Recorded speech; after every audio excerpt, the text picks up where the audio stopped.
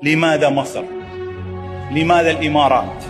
لماذا كل هذا الاحتفاء بعلاقات مضى على تأسيسها 50 عاما؟ مصر هي وصية زايد الوالد المؤسس الذي أوصانا بها خيرا. مصر هي السند، هي الأصالة والتاريخ، هي الشقيقة الكبرى، هي أرض الكنان.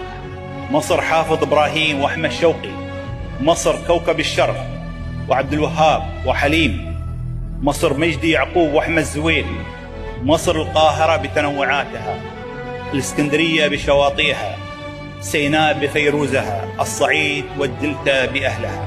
كل إماراتي مصري الهوى، فمن منا لم يبحر في حارات نجيب ويعيش تفاصيل قصص إدريس والحان درويش وأفلام شاهين. مصر أنتم ونحن جميعا مصريون الهوى والتكوين والانتماء، فمصر وطن العروبة ومهد الحضارة.